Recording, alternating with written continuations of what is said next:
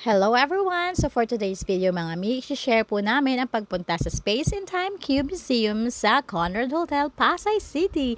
This immersive art museum boasts 20 theme attractions and sensory games, each designed to captivate and inspire. From mesmerizing LED tunnel and stunning lights installation to 3D technology and holographic displays. Sure ako mga mi na ma-enjoy ng mga anak nyo at lalo na tayong mga adults ang lugar na ito. Sa lahat ng attractions na pinasok namin, dito talaga kami sa Space and Tunnel nagtagal. And this crystal matrix ay nakakawala ng stress. For us po, dito po talaga kami sa Space and Tunnel. Talaga namang nag-enjoy ng bongga mga mi. Kahit umupo ka lang dyan at tumingin, okay na. Iba't iba po pala yung mga theme na lumalabas dito mga mi.